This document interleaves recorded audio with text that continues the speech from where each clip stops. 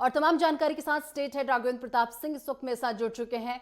राघवेंद्र, देखिए 8 साल बेमिसाल कहा जा रहा है। अगर इन 8 साल के कार्यकाल की बात कर ली जाए तो कितनी तस्वीर बदली है उत्तर प्रदेश की? बिल्कुल निशा, अगर हम पिछले 8 साल की बात करें तो ये बात सही है कि जिस तरह प्रेस वार्ता में मुख्यमंत्री योगी आदित्यनाथ ने भी कहा कि मार्च 2017 से पहले किस तरह से यहाँ पे आपराधिक घटनाएं घटती थीं, किस तरह से अपहरण होते थे और किस तरह से माफियाओं का कब्जा हुआ करता था। उस हम्म। पूर्ववर्ती सरकारों में पीएससी जैसी मजबूत संस्था को बंद कर दिया गया।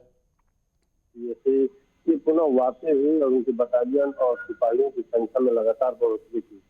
यही नहीं, उन्होंने महिलाओं को लेकर भी कहा कि पहले 10,000 ही महिला पुलिसकर्मी थे। आज अभी जो परिणाम आए हैं होली के एक दिन पहले, उसमें 14,000 के आसपास महिला पुलिसकर्मियों की भर्ती की गई है। तो कहा जा सकता है कि लॉ एंड ऑर्डर को लेकर, कानून व्यवस्था को लेकर की और इतना पूर्ववर्ती सरकार से भी निशाना साधते हुए दिखाई दिए और अपनी उपलब्धियों को भी बताया कि किस तरह हमने प्रदेश को दंगा मुक्त प्रदेश किया है, माफिया मुक्त प्रदेश किया है, अपराध मुक्त प्रदेश किया है और महिला सुरक्षा के रूप में उत्तर प्रदेश आज एक अपनी नई पहचान बना चुका है। आज महिलाओं के साथ छेड़खानी नहीं होती, यहाँ किसी का अपहरण नहीं होता, हत्याएं नहीं होती। इन सारी घटनाओं पर अंकुश लगाने का काम हमारी सरकार ने किया है।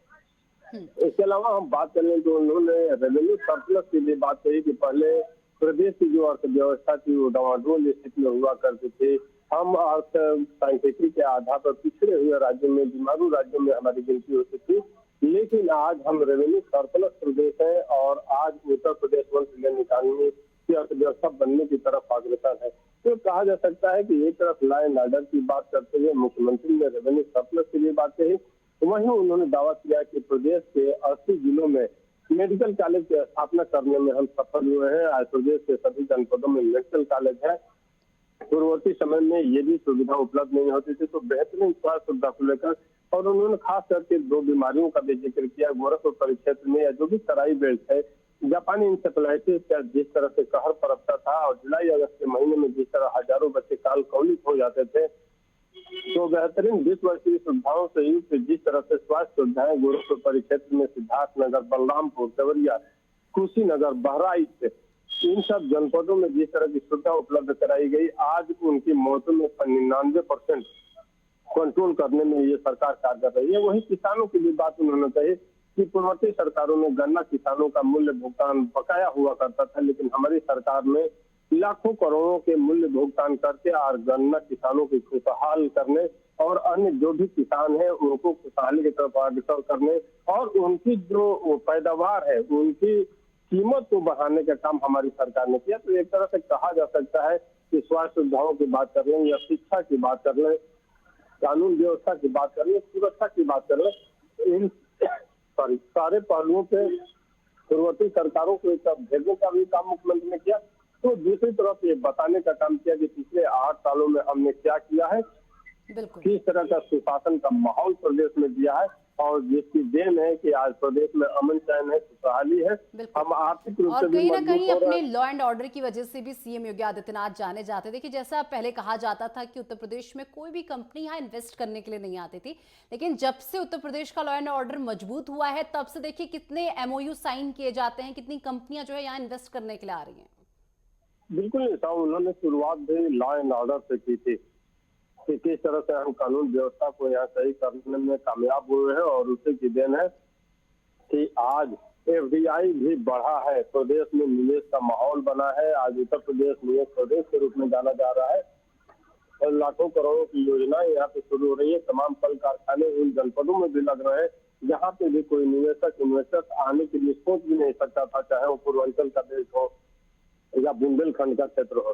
तो कहा जा सकता है कि मुख्यमंत्री भी यही बताने का प्रयास कर रहे थे कि बेहतरीन कानून व्यवस्था के माध्यम से जो हम उत्तर प्रदेश को 1 ट्रिलियन इकोनॉमी अर्थव्यवस्था की तरफ बढ़ाने का प्रयास कर रहे हैं, उसका एक कारण यह भी है कि प्रदेश में निवेश का माहौल बढ़ा है, एफडीआई बढ़ी है, निवेशकों का रुझान उत्तर प्रदेश में हुआ है और आज निवेशक उत्तर प्रदेश में आ रहे हैं, जिसकी खूबसूरती है कि आज प्रदेश वासियों को अर्थव्यवस्था में भी एक मजबूती मिली है और रोजगार में भी बढ़ोतरी मिली, क्योंकि जितने निवेश होंगे, कल कारखाने लगेंगे, उतना ही रोजगार भी बढ़ेगा। बिल्कुल। राघवेंद्र, जब हम विकास की बात कर ही रहे हैं तो हम धार्मिक विकास को नहीं भूल सकते। चाहे आप अयोध्या का जिक्र कर लीजिए या काशी मथुरा, किसी का भी आप जिक्र कर लीजिए। देखिए, अयोध्या एक बहुत बड़ा एग्जाम्पल अगर देखा जाए, कहाँ कहा जा रहा था कि राम मंदिर बनेगा तो रोजगार खत्म हो जाएगा, लेकिन वहां तो दिन प्रतिदिन रोजगार बढ़ता ही जा रहा है, लोगों की आमदनी में इजाफा होता ही जा रहा है वहां लगातार। तो बिल्कुल ऐसा, अगर हम पर्यटन की बात करें तो धार्मिक पर्यटन पर जितना योगी आदित्यनाथ की सरकार ने किया है, पूर्ववर्ती किसी भी सरकारों ने नहीं किया है। हम चाहे काशी की बात कर लें, अयोध्या की बात कर लें, नैमिषारण्य की बात कर लें, चित्रकूट की बात कर लें, मिर्जापुर की बात कर लें, या इसके अलावा मथुरा की बात कर लें, जितने भी यहाँ पे धार्मिक स्थान है वहाँ पे कॉरिडोर बनाकर और जिस तरह का विकास किया गया, रोजगार की संभावनाएं भी बढ़े, इसके साथ साथ क्षेत्रवासियों की भी क्रय शक्ति बढ़े। अभी हम प्रयागराज महाकुंभ की देख ठीक है लें। राघवेंद्र, चलिए, और भी अपडेट्स जो है हम आपसे लगातार लेते रहेंगे और आप इसी तरीके से हमारे साथ बने रहिए। लेकिन इससे पहले सीएम योगी आदित्यनाथ ने आज 11:30 बजे आके प्रेस कॉन्फ्रेंस की, इस दौरान क्या कुछ कहा है अब आपको वो सुनवाते हैं। आपने देखा होगा जो कृषि की दर थी उत्तर प्रदेश में, वह 2016-17 तक केवल 5% के आसपास थी। आज बढ़कर के 13.5% से अधिक हुई है। और उत्तर प्रदेश की जीडीपी में इसके कारण 28% की बढ़ोतरी आज देखने को मिल रही है। और इसकी शुरुआत हमारी कैबिनेट ने, पहले ही कैबिनेट ने की थी। प्रदेश के अंदर 36,000 करोड़ रुपए की लागत से लघु और सीमांत किसानों के कर्ज माफी के कार्यक्रम को लेकर के आज उसी का परिणाम है कि जिस प्रदेश में 16-17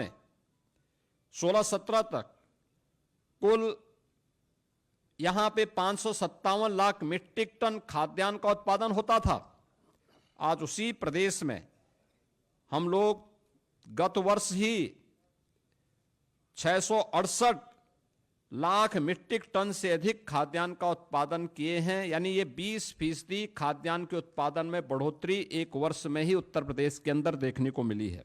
इन 8 वर्षों में जनता जनार्दन के लिए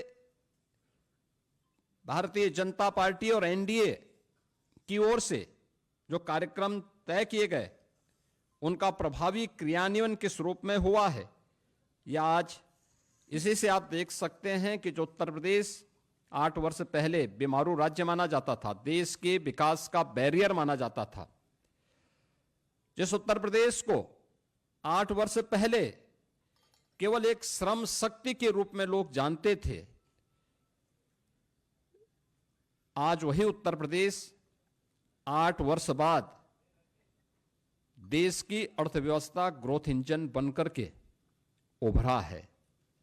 आज वही उत्तर प्रदेश 8 वर्ष की इस यात्रा के दौरान देश के अंदर अर्थ पुंज बनकर के उतरा है, अर्थ शक्ति के रूप में उभरा है। आज यही उत्तर प्रदेश प्रत्येक सेक्टर में जो देश के विकास का एक बैरियर माना जाता था, आज वही उत्तर प्रदेश देश के विकास का ब्रेक थ्रू बनकर के उसको एक नई दिशा देने के लिए हर एक सेक्टर में आगे बढ़ता हुआ दिखाई दे रहा है। आप में से ज्यादातर लोग जानते हैं 8 वर्ष पहले उत्तर प्रदेश की स्थिति क्या थी, उत्तर प्रदेश की पहचान क्या थी, उत्तर प्रदेश की अर्थव्यवस्था और उत्तर प्रदेश का इंफ्रास्ट्रक्चर क्या था, ये किसी से छुपा हुआ नहीं है। ये वही उत्तर प्रदेश है जिसके सामने पहचान का संकट था। यह वही उत्तर प्रदेश है जहां पर किसान आत्महत्या करता था, युवा पहचान के लिए मोहताज था, बेटी और व्यापारी असुरक्षित थी। यह वही उत्तर प्रदेश है जिसने दंगों के माध्यम से बिगड़ती हुई अपनी अर्थव्यवस्था को देखा है, झेला है। अराजकता के तांडव को किस हद तक अव्यवस्थित क्या कर दिया गया था, इन सभी बातों को उत्तर प्रदेश ने देखा है, झेला है। लेकिन प्रदेश वही, तंत्र वही, केवल सरकार बदलने से कैसे व्यापक परिवर्तन लाया जा सकता है, यह इन 8 वर्षों में उत्तर प्रदेश की जनता जनार्दन ने महसूस किया होगा, हर तबके के लोगों ने महसूस किया होगा।